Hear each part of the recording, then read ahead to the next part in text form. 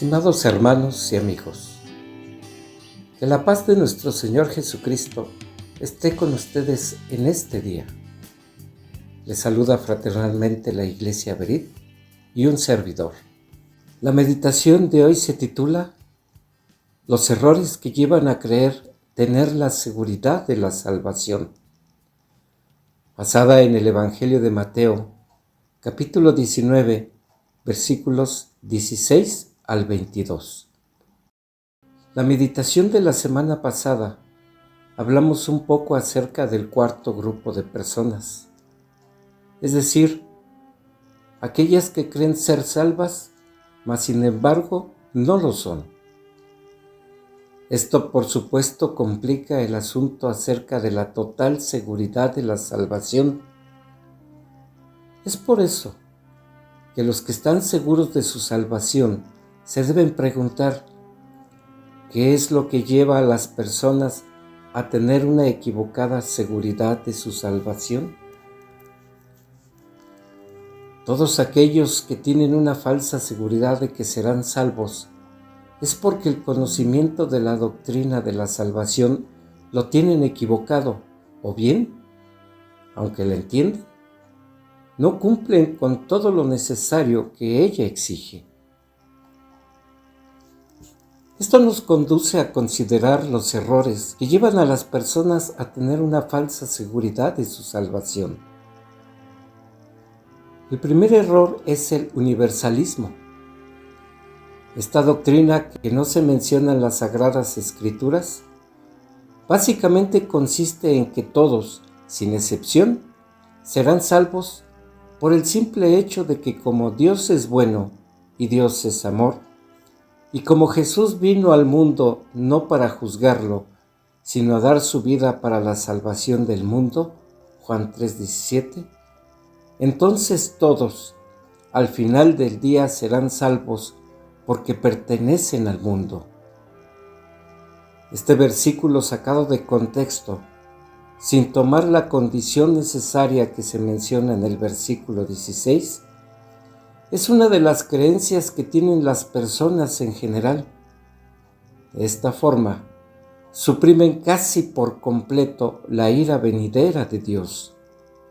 No toman en cuenta las palabras con las que el autor del libro de Hebreos, en su capítulo 9, versículo 27, advierte a todo ser humano.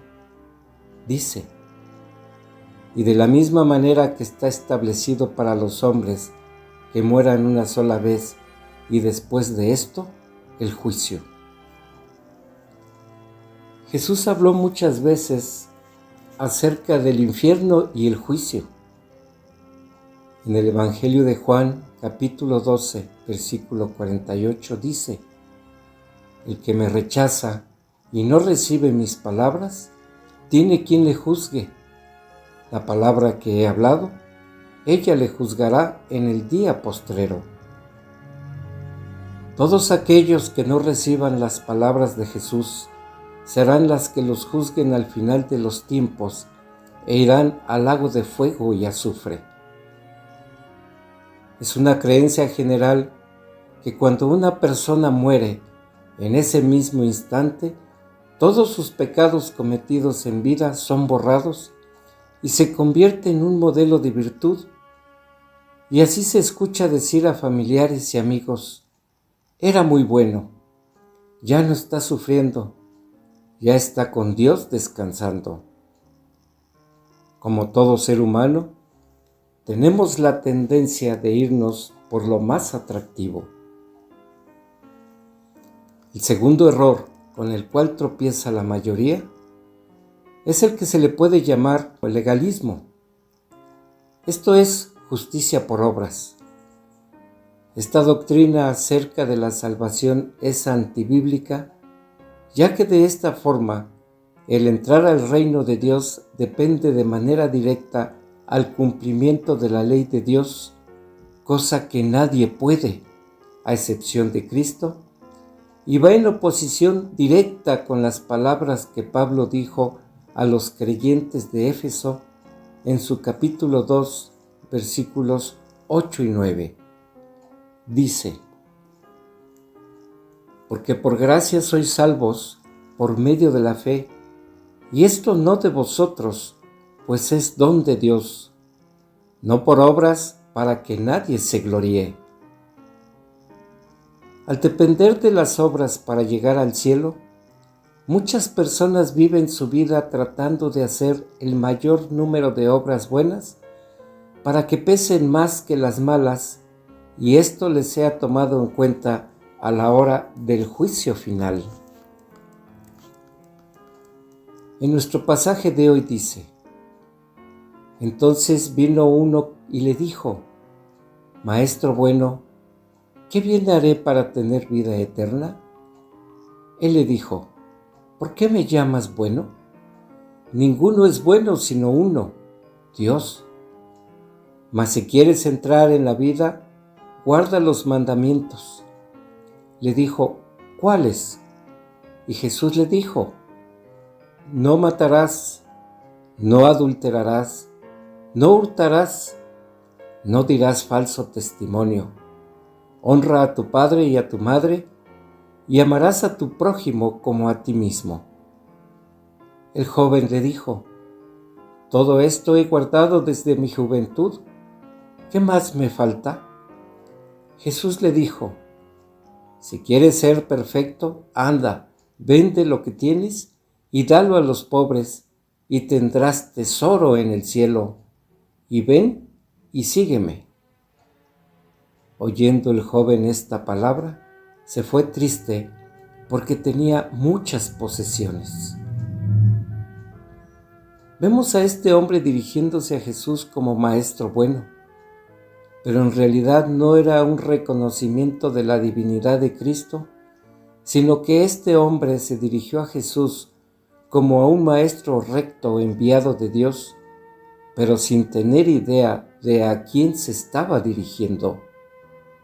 Para él, Jesús, como un maestro de la ley, tenía vida eterna y pensaba que podría decirle cómo alcanzarla.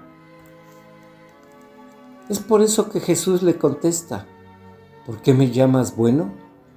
Ninguno es bueno sino uno, Dios. Años más tarde, citando las Escrituras, dice Pablo a los Romanos en su capítulo 3, versículo 12: todos se desviaron, a una se hicieron inútiles, no hay quien haga lo bueno, no hay ni siquiera uno. Como respuesta a este versículo, muchos dirán que sí hay quien hace buenas obras, ya que muchos ricos ayudan a los pobres, donan fortunas a instituciones de caridad, levantan escuelas para los pobres y hacen fundaciones para el bien de muchos. Pero tenemos que tener en cuenta que todas las obras que un hombre haga sin haber sido regenerado por el Espíritu Santo están manchadas por el pecado. Como dice en Isaías 64, versículo 6, si bien todos nosotros somos como suciedad, y todas nuestras justicias como trapo de inmundicia. Cuando un hombre hace buenas obras, las hace como una respuesta inconsciente a la ley de Dios. Juan Calvino llamó a todas las buenas obras que todo hombre no regenerado hace virtud cívica. Entonces, todos vamos a ser juzgados de dos formas según el estándar que marca la Biblia. La primera, como una respuesta automática a la ley que Dios puso en el corazón de todo ser humano. Y la segunda, por una motivación nacida del deseo de obedecer su ley. A esto se le llama virtud cristiana.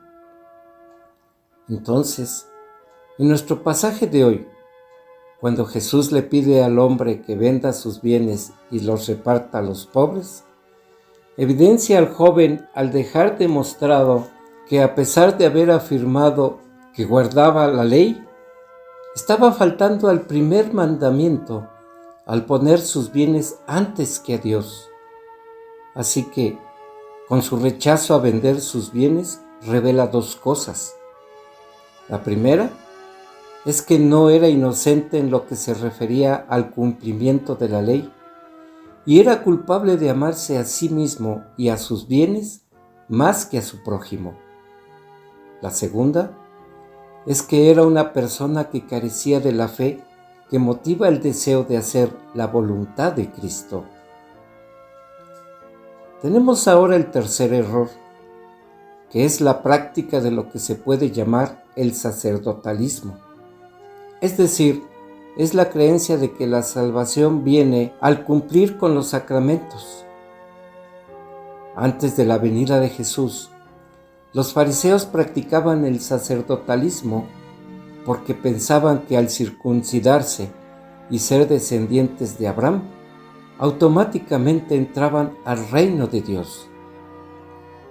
En la actualidad, la persona que piensa que por el hecho de pertenecer a alguna iglesia visible de cualquier denominación y participar en los sacramentos, que son medios de gracia, tienen asegurada su salvación. El pertenecer a una iglesia visible no salva. El participar en los sacramentos tampoco salva. Tenemos que recordar que solo son una manifestación externa de una realidad espiritual. Al ser medios de gracia, enriquecen y refuerzan la fe de una persona.